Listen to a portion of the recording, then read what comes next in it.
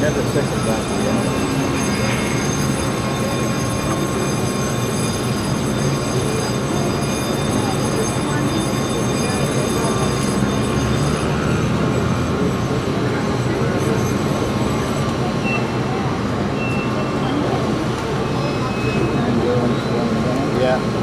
Het Open Museum.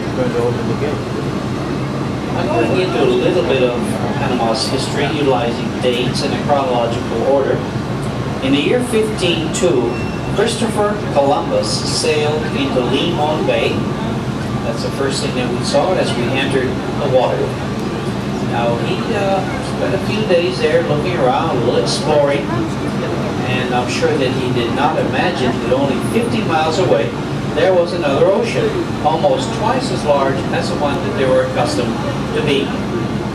Much less than 4 years later, he would be dead at the age of 55, always sure that he had reached India.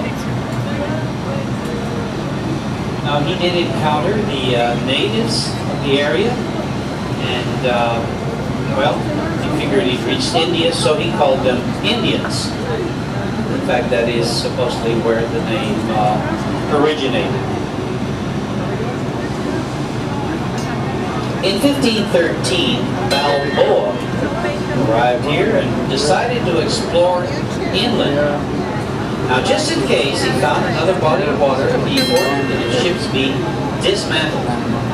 So they were hand-carried across, board by board, a very tough job. The jungle, the rivers, each one with 50 pounds of armor.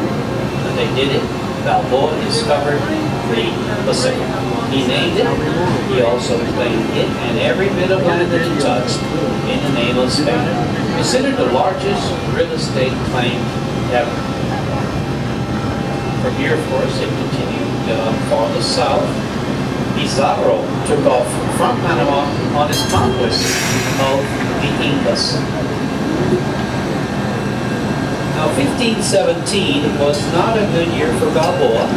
After a disagreement with the king's representative, he was beheaded here in Panama.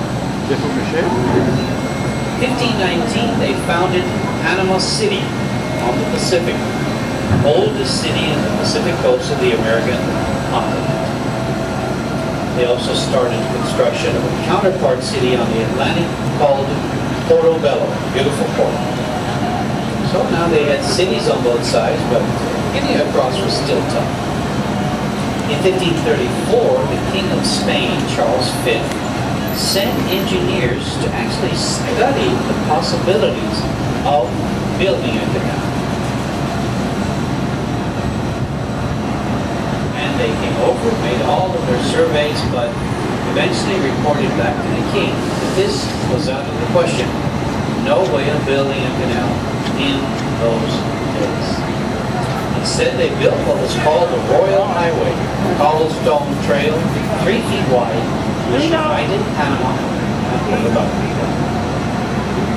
So the operation was, and of course by this time, tons and tons of silver were arriving to Panama directly from the mines of Peru and Bolivia.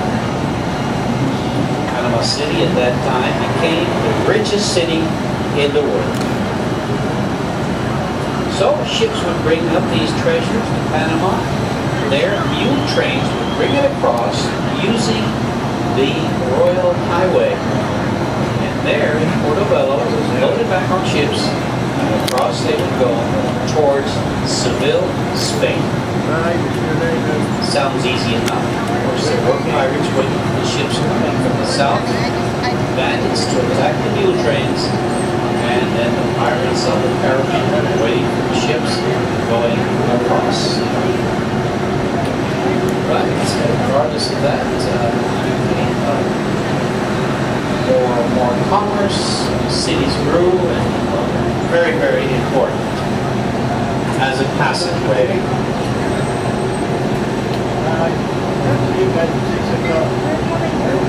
1671, though, Henry Morgan decided to attack the richest city in the world, and did so. He went